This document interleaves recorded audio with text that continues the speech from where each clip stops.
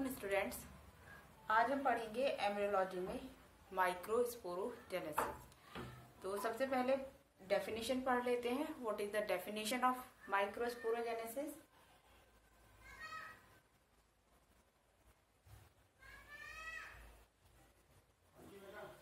It is the process of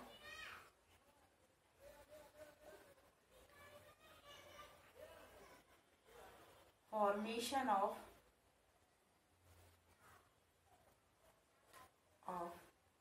microspore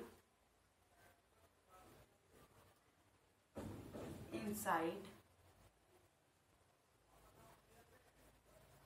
microsporangia.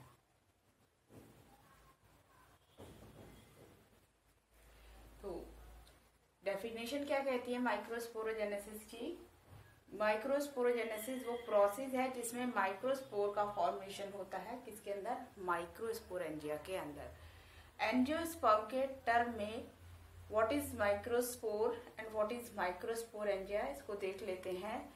Angiosperm में हमने बताया था जो माइक्रोस्पोरोफिल है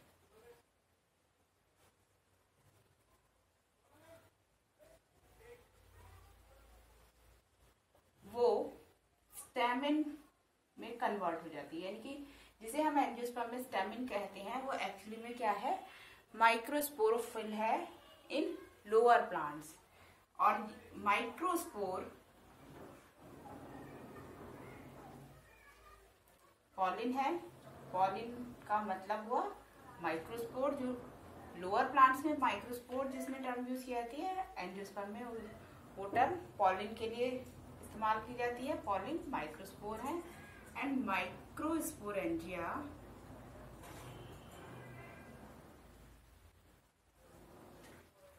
इज पॉलिन सैक।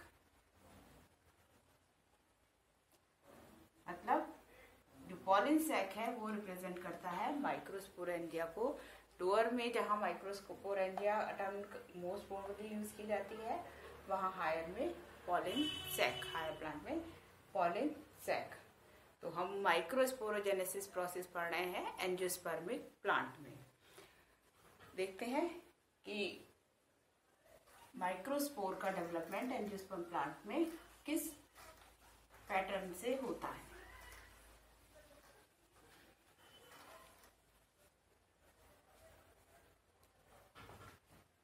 इनिशियली जो मास है वो पैरेन्काइमेटस सेल का अनडिफरेंशिएटेड मास होता है, जिसमें पैरेन्काइमेटस सेल्स होती है और चारों तरफ एपिडर्मिस से जो सराउंड रहता है। एपिडर्मिस आउटसाइड पर और इसके अंदर जो सेल्स भरी हुई है पैरेन्काइमेटस नेचर की होती है।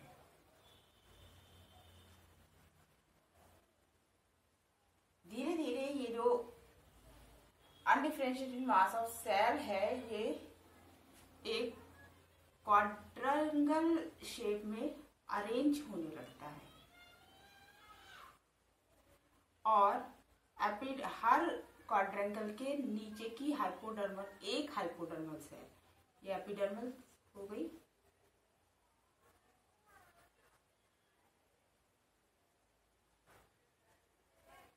और उसके नीचे की हर एंगल की, हर कोने की एक एक हाइपोडर्मल सेल बिकम एनलार्ज हो जाती है and change into आर्चीस्पोरियल cell.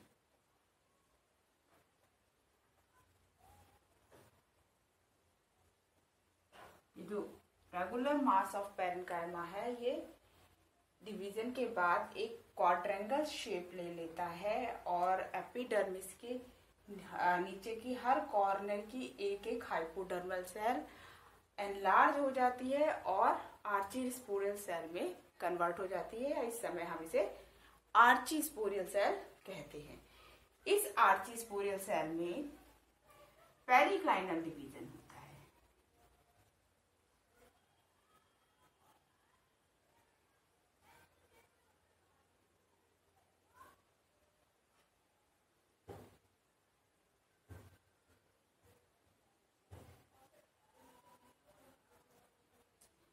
Periclinal division होता है।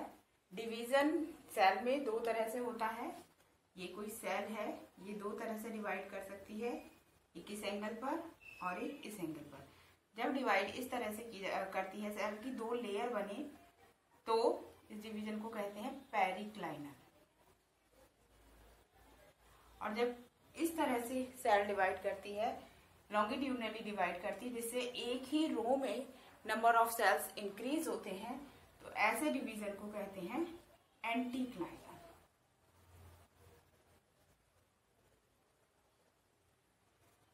तो जो आर्चिस्पोरियल सेल है वो पेरिक्लाइनली डिवाइड होकर दो सेल बनाती है।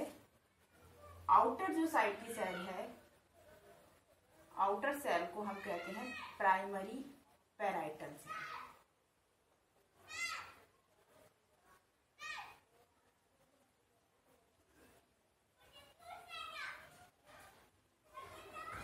और इनर सेल को हम कहते हैं प्राइमरी स्पोरोजीनस सेल।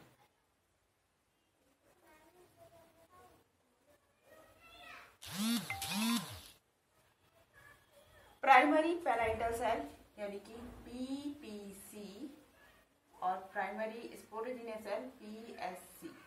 तो ये जो पीपीसी है, प्राइमरी पैराइटल सेल, बाद में पेरिक्लाइनली और एंटीक्लाइनली डिवाइड होकर पॉलिन एंथर का सेल वॉल बनाएगी। यानी कि माइक्रोस्पोरेंजिया में जो सेल वॉल बनेगी एंथर में, वो सेल वॉल कौन बनाएगा? Primary parietal cell. तो primary parietal cell anticlinally and periclinally divide होकर क्या बनेगी? Form cell wall of anther. Initial जब डिवीजन शुरू होगा तो पहले जो डिवीजन होगा वो प्राइमरी पेरिक्लाइनल डिवीजन होगा और उसके बाद एंटीक्लाइनल डिवीजन होगा। तो प्राइमरी पैराइटल सेल पहले केवल पेरिक्लाइनली डिवाइड होगी, जिससे लेयर बनेगी, form different layer of wall.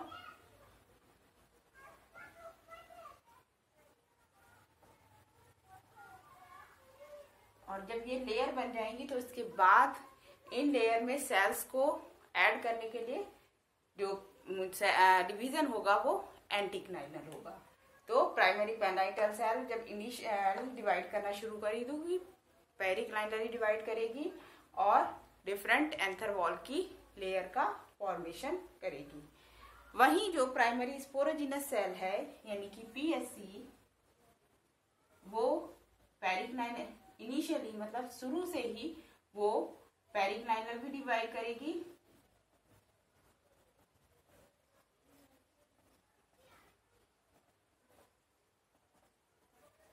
और एक ग्रुप ऑफ सेल्स बना लेगी, form group of sporogenous cells, group और मास ऑफ स्पोरोजीनस सेल।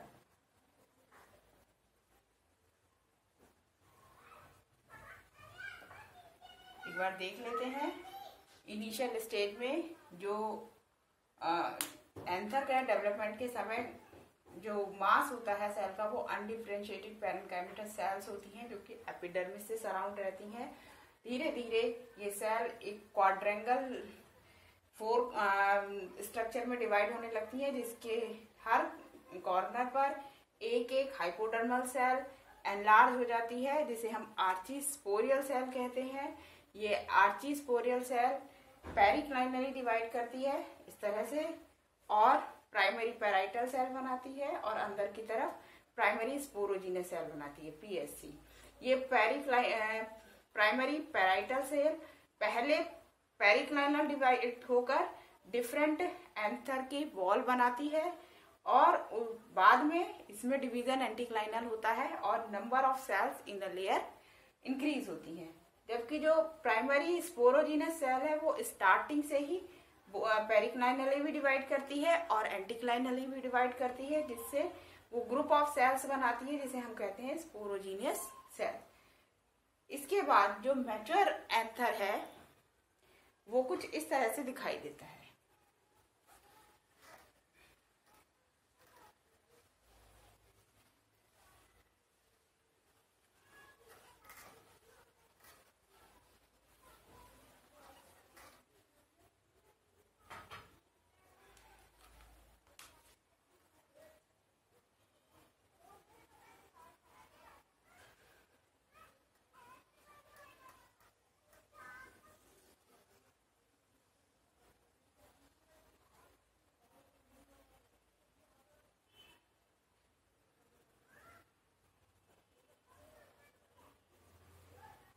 पूरा ड्रॉ नहीं कर रहे हैं, एक साइड का एक कॉर्नर का ड्रॉ कर रहे हैं, जो बाकी कॉर्नर पर सेम होगा।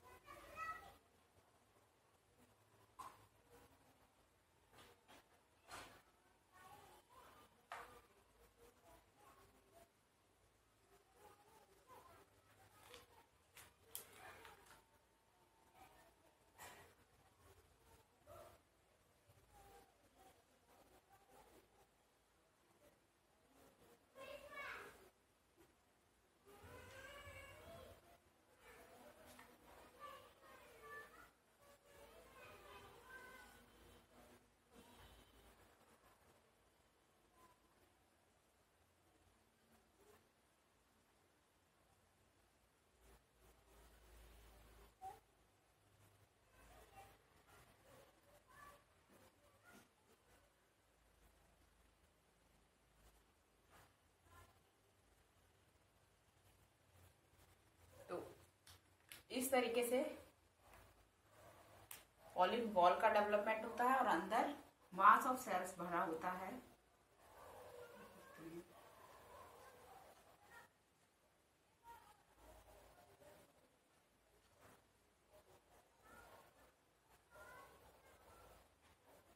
जिसे हम कहते हैं स्पोरोजीनियस टिश्यू।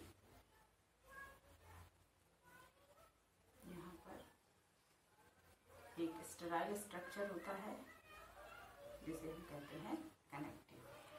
देख कहते हैं आउटर एपिडर्मिस,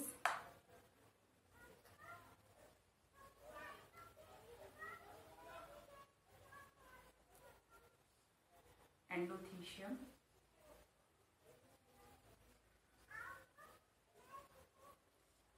मिडिल लेयर,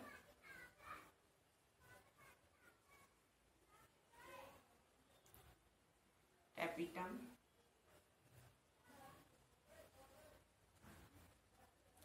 और sporogenous tissue.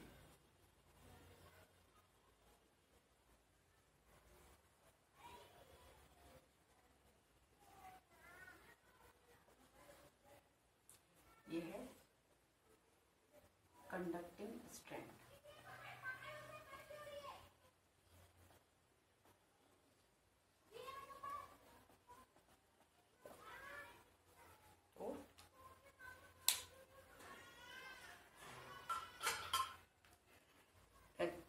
Primary parietal cell से 3 लेयर सेल्स की डेवलप होती हैं, जिसमें सबसे एपिडर्मिस के नीचे एंडोथीशियम होती है, फिर मिडिल लेयर होती है, उसके बाद टैपिटम होती है। Endothecium generally single layer thick होती है, सिंगल एक लेयर होती है सेल की, और ये थिक सेल वॉल वाली सेल्स होती हैं जिनमें अल्फा सेलुलोज की थिकनिंग होती है। इनका जो मेन फंक्शन होता है वो ये डेhiscence में हेल्प करती हैं when pollen grain become mature। इनमें इन थिक सेल वॉल के बीच में कहीं कहीं पर कुछ सेल्स थिन सेल मेम्ब्रेन की, थिन सेल वॉल की भी होती हैं। और ऐसी सेल जो कि थिन सेल वॉल की होती हैं उन्हें हम कहते हैं स्टोमियम और लेयर ऑफ डेहिसेंस।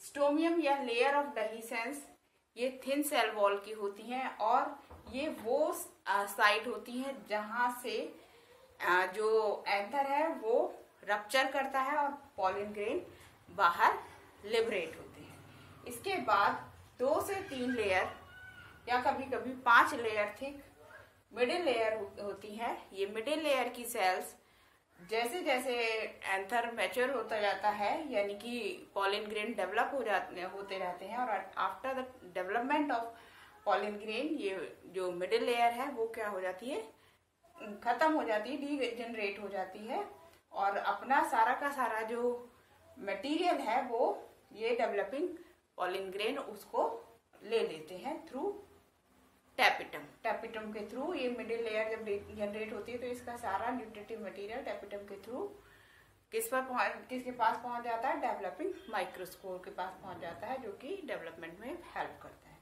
जो सबसे इनर मोस्ट लेयर होती है वो होती है टैपिटम।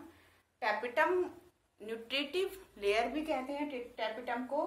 और टैपिटम लार्ज सेल्स की सिंगल लेयर्ड होती है जिसमें जो डीएनए कंटेंट होता है वो और सब सेल्स के मुकाबले और सब सेल्स के कंपैरिजन में बहुत ज्यादा होता है। और ये जो इसका जो डीएनए कंटेंट है वो इस वजह से ज्यादा होता है कि इसमें डिफरेंट टाइप के सेल डिवीजन के प्रोसेस होते हैं।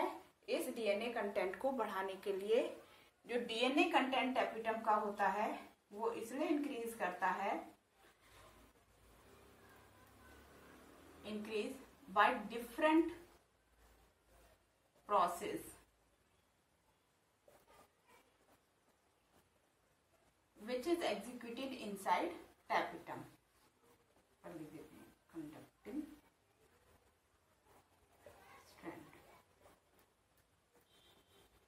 which is executed inside tapetum. तो वो क्या हो सकते हैं, पहला माइटोसिस। माइटोसिस होती है जो कि केवल कैरियोकाइनेसिस होती है जिसमें साइटोकाइनेसिस नहीं होती है, जिससे जो है सेल है वो मल्टी न्यूक्लिएटेड हो जाती है और उसका डीएनए कंटेंट इंक्रीज हो जाता है। दूसरा एमाइटोसिस है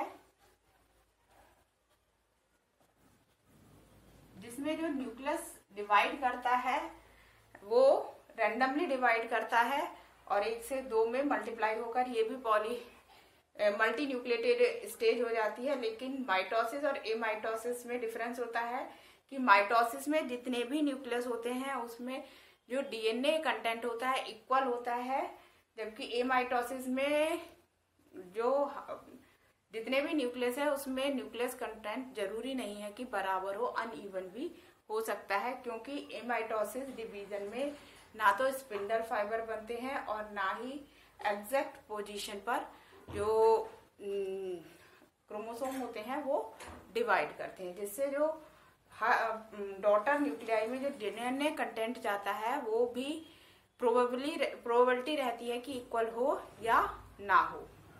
तीसरा वो प्रोसेस जिससे जो डीएनए कंटेंट टैपिटम में इंक्रीज हो जाता है वो है एंडोमाइटोसिस। एंडोमाइटोसिस में ये एक ऐसा डिवीजन है जिसमें क्रोमोसोम तो डिवाइड करते हैं लेकिन जो डिवीजन क्रोमोसोम डिवीजन के समय न्यूक्लियर मेम्ब्रेन को हट जाना चाहिए, न्यूक्लियोलस को हट जाना चाहिए। उसके बाद जब क्रोमोसोम पूरी तरह से डिवाइड कर लें तो न्यूक्लियोलस रिप्रो हो जाए, न्यूक्लियर मेम्ब्रेन फिर से डिवाइडिंग क्रोमोसोम के चारों तरफ आ जाए। तो ये जनरल माइटोसिस का प्रोसेस है जो कि एंडोमाइटोसिस में एग्जीक्यूट नहीं होता है, जिससे number of chromosome in a single nucleus of tapetum increase हो जाते हैं। तो एंडोमाइटोसिस से number of chromosome in a single nucleus increase. और जबकि यहाँ पर क्या हो रहा था, number of nucleus inside a single cell increase, क्योंकि यहाँ पर कैरियोकाइनेसिस हो रही थी but no cytokinesis.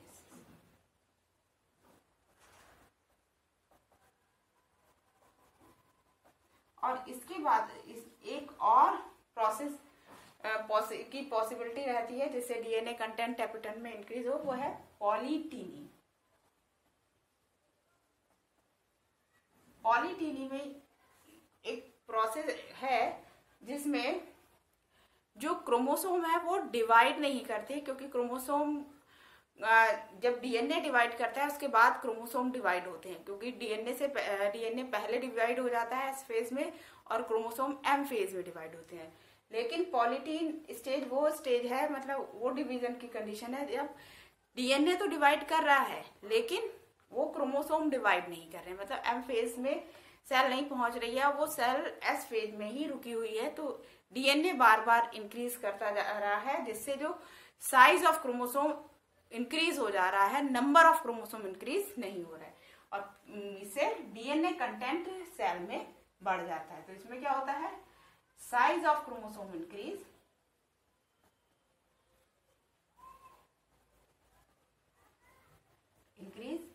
But number of chromosome remain constant.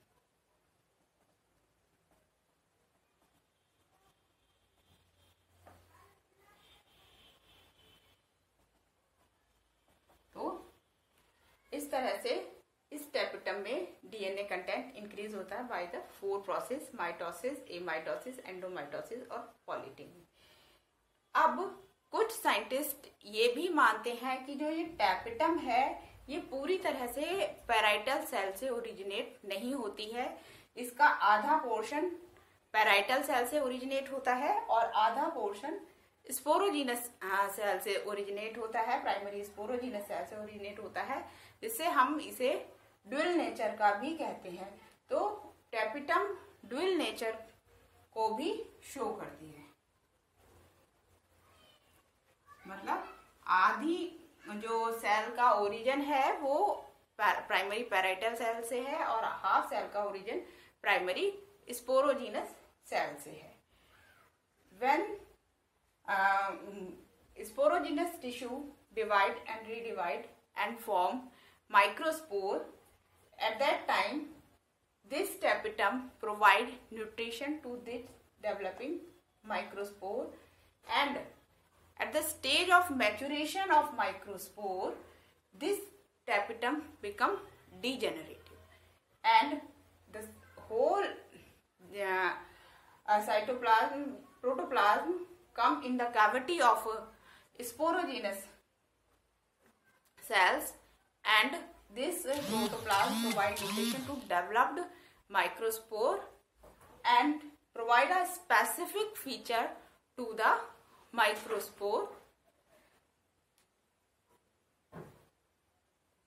The nature of degeneration of tapetum is of 2 types. So the tapetum become divided into 2 category. तो इसके division के nature पर कि किस तरह से डिजेनरेट होकर डेवलपिंग माइक्रोस्पोर को न्यूट्रिशन प्रोवाइड कराती है, उसके बेस पर जो टैपिटम है वो 2 टाइप की होती है।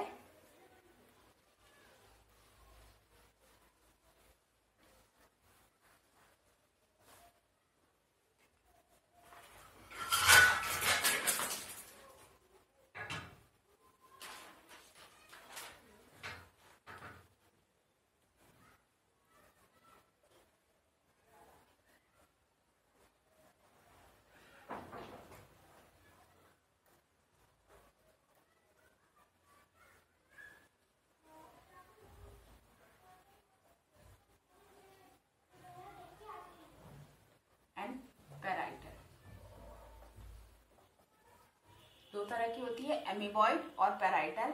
एमीबॉइड टैपिटम में जो टैपिटम है वो डिजेनरेट होकर एक एमीबॉइड या प्लाज्मोडियल मास बना लेती है जो कि स्पोरोजीनस कैविटी में आ जाता है, और जो डेवलपिंग स्पोर्स के को सराउंड कर लेता है। जबकि पैराइटल सेल में जो सेल है वो डिजेनरेट नहीं होती है, और ये तभी डिजेनरेट होती है जब स्पोर फुल्ली मैच्योर हो जाते हैं। तो अमीबॉइड टैपिटम में initially he at the stage of microspore development जो टैपिटम है वो डिजेनरेट होकर एक प्लाज्मोडियल मास बना लेती है। सारी टैपिटल सेल्स का प्रोटोप्लाज्म फ्यूज हो जाता है, पूरा मास बना लेती है, और जो वो प्रोटोप्लाज्मिक मास डेवलपिंग स्पोरोजेनस टिश्यू को सराउंड कर लेता है और उनको डेवलप करते हुए स्पोरोजेनस टिश्यू को न्यूट्रिशन प्रोवाइड कराता है। जबकि पैराइटल टैपिटम में टैपिटम लास्ट तक, जब तक कि स्पोर फुल्ली मैच्योर नहीं हो जाते, बनी रहती है एज इट इज, और जब स्पोर फुल्ली मैच्योर हो जाते हैं तो उसके बाद ये डिसरप्ट होकर डिस्कार्ड हो जाती है, नष्ट हो जाती है, और अपना सारा न्यूट्रिशन डेवलप्ड स्पोर्स को प्रोवाइड करा देती है। टैपिटम का जो मेन फंक्शन है वो है न्यूट्रिशन प्रोवाइड कराना स्पोरोजीनस टिश्यू को। इसके साथ साथ ये एक और काम करती है, ये जो डेवलप्ड स्पोर हैं उनको एक स्पेसिफिक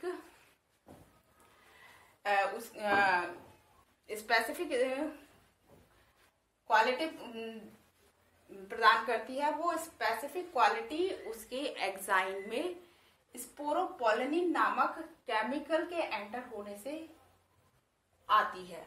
ये स्पोरोपोलिनिन किसी भी पॉलिन को ये कैपेबिलिटी देता है जिससे प्लांट की स्टिग्मा ये पता लगा सकती है कि जो पॉलिन है वो हमारे प्लांट का है या दूसरे प्लांट का है। ये स्पोरोपोलिनिन एग्जाइम में पाया जाता है। तो इस तरीके से दो काम टैपिटम के हुए।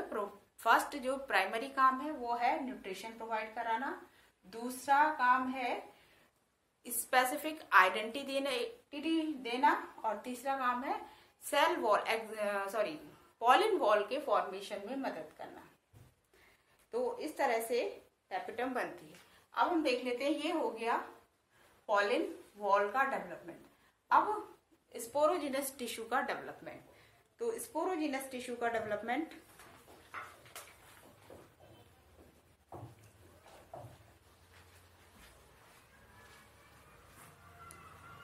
स्पोरोजिनस टिश्यू जैसे हमने पहले देख लिया कि पेरिक्लाइनली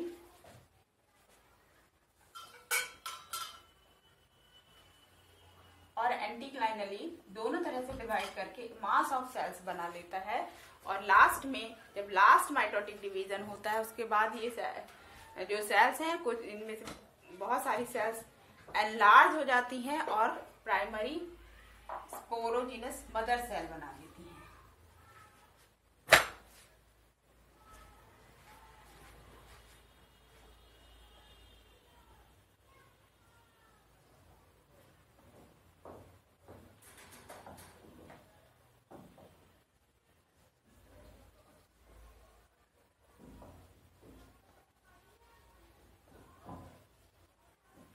और इन प्राइमरी स्पोरोजिनस मदर सेल में मियोटिक डिवीजन होता है, रिडक्शन डिवीजन होता है, और एक प्राइमरी स्पोरोजिनस मदर सेल से 4 हैप्लॉइड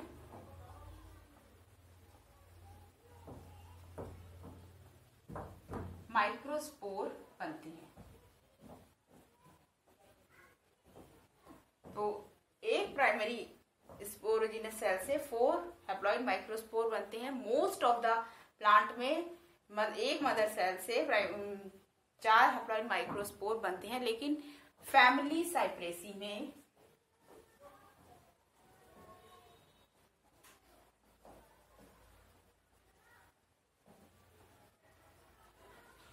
एक पॉलिन मदर सेल से या प्राइमरी मदर सेल से एक ही माइक्रोस्पोर या पॉलिन बनता है। तो ये बात याद रखेंगे। क्यों? क्योंकि कभी कभी कुछ कंपटीशन एग्जाम में क्वेश्चन भी आ जाता है कि जैसे 120 पॉलिन बनाने के लिए हमें कितनी मदर सेल की जरूरत होगी, या 10 प्राइमरी स्पोरोजिनस मदर सेल या प्राइमरी माइक्रोस्पोर मदर सेल से कितने पॉलिन का फॉर्मेशन होगा। इस तरीके से क्वेश्चन आ जाते हैं। तो आपको याद रहना चाहिए कि एक primary micro spore mother cell या स्पोरोजिनस मदर सेल से 4 हैप्लॉइड माइक्रोस्पोर बनते हैं, स्पोरोजिनस या माइक्रोस्पोर, कुछ भी कह सकते हैं इसको।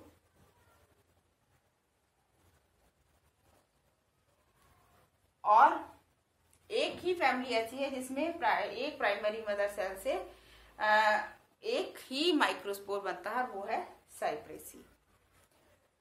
इसके बाद ये जब 4 माइक्रोस्पोर बन जाते हैं तो ये चारों माइक्रोस्पोर एक स्पेसिफिक अरेंजमेंट में जुड़े रहते हैं।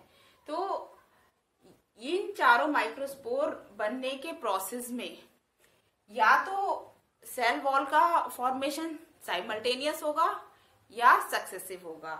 क्या मतलब हुआ इसका?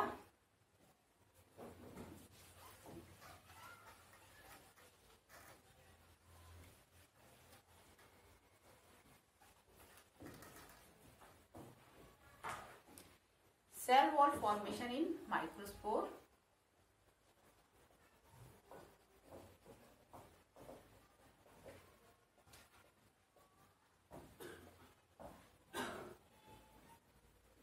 दो तरह से हो सकता है, साइमल्टेनियस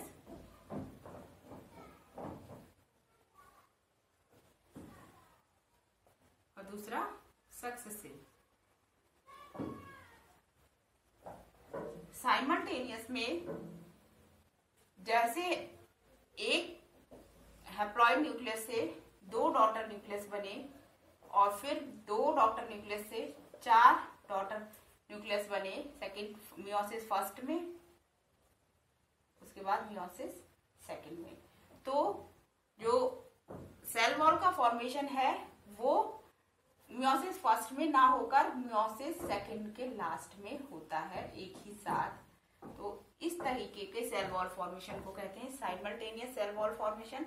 और सक्सेसिव सेल वॉल फॉर्मेशन में मियोसिस फर्स्ट में जैसे ही 2 बने सेल वॉल का फॉर्मेशन हो गया, और 2 से फिर 4 बने तो उनमें भी सेल वॉल का फॉर्मेशन हो गया। ये है सक्सेसिव, मतलब हर स्टेज में सेल वॉल का फॉर्मेशन होता जा रहा है। इसी तरीके on the basis of arrangement of microspore in a 4 there are different type of tetrad present in the nature.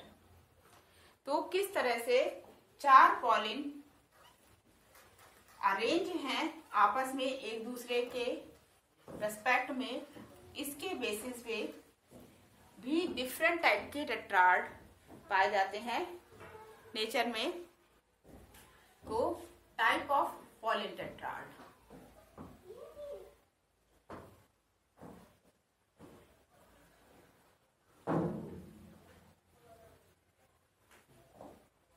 First पहले हम फिगर बना लेते हैं।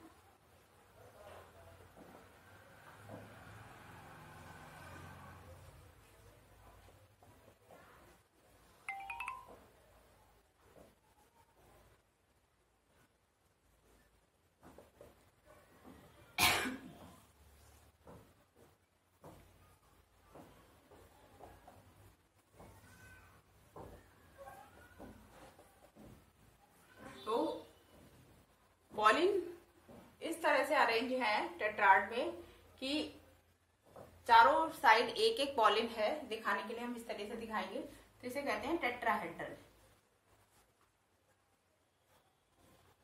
अगर आसपास अरेंज है तो ये कहलाता है आइसोबाइलेटरल।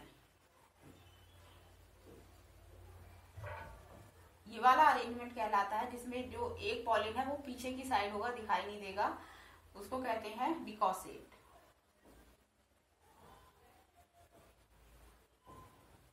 और ये अरेंजमेंट 2 बाइलेटरल और 2 ट्रांसफर है, टी शेप। और लीनियर फॉर्म में अरेंज है ट्रांसफरली, तो लीनियर। इस तरह से पॉलिन टेट्राड नेचर में पाए जाते हैं, इसमें एक टेट्राड में पॉलिन ग्रेन आपस में अरेंज होते हैं। ये tetrad eight the time of maturity के बीच की जो कैलोस लेयर है जो चिपकाए रखे हुए वो डिसॉल्व हो जाती है और ये टेट्राड में से पॉलिन ग्रेन अलग अलग हो जाते हैं। पॉलिन ग्रेन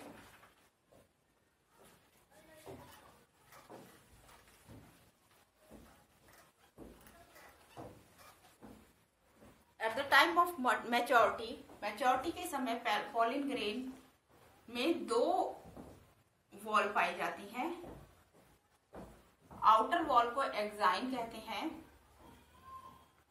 और इनर वॉल को इंटाइन कहते हैं और एक न्यूक्लियस होता है जो कि हैप्लॉइड होता है। अब ये पॉलिन ग्रेन पॉलिनेशन के लिए रेडी होता है, लेकिन मोस्ट ऑफ द प्लांट में जो पॉलिनेशन होता है वो 2 सेल स्टेज में होता है, यानी कि पॉलिन में फिर से डेवलपमेंट होता है। इसे कहते हैं डेवलपमेंट ऑफ मेल गैमेटोफाइट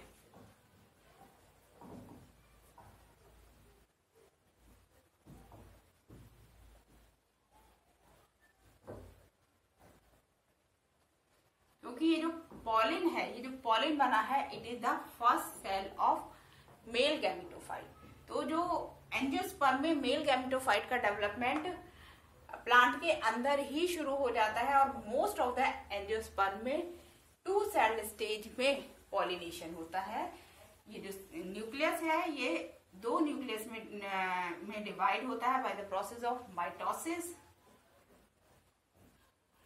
और जिसमें से एक छोटी और एक बड़ी सेल बनती है। बाद में सेल वॉल का फॉर्मेशन हो जाता है। जो बड़ी सेल होती है वो ट्यूब सेल कहलाती है और जो छोटी सेल होती है वो जेनरेटिव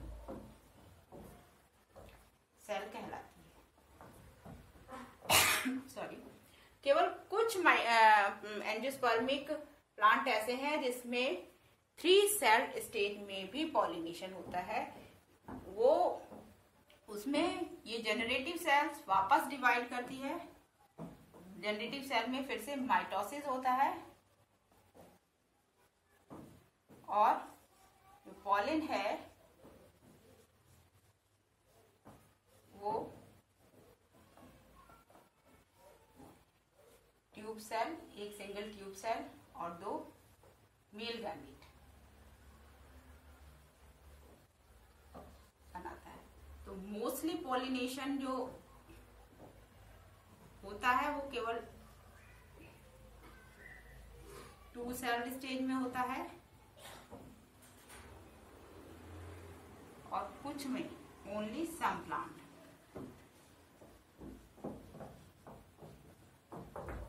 जो पॉलिनेशन होता है वो 3 सेल में होता है। तो ये जो पॉलिन है वो है मेल गैमेटोफाइट ऑफ एंजियोस्पर्म। केवल वो रचना जो कि कुछ समय के लिए हैप्लॉइड रचना स्ट्रक्चर बनेगा एंजियोस्पर्म में, वो है पॉलिन, और इसका डेवलपमेंट जो मदर प्लांट है उस पर ही होने लगता है और 2 सेल स्टेज में इसका डिस्पर्जल होता है, पॉलिनेशन होता है। आई थिंक आपको माइक्रोस्पोरोजेनेसिस अच्छे से समझ में आ गई होगी।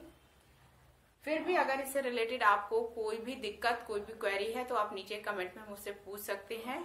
नेक्स्ट लेक्चर में हम इससे रिलेटेड नेक्स्ट टॉपिक को पढ़ेंगे। Thank you very much.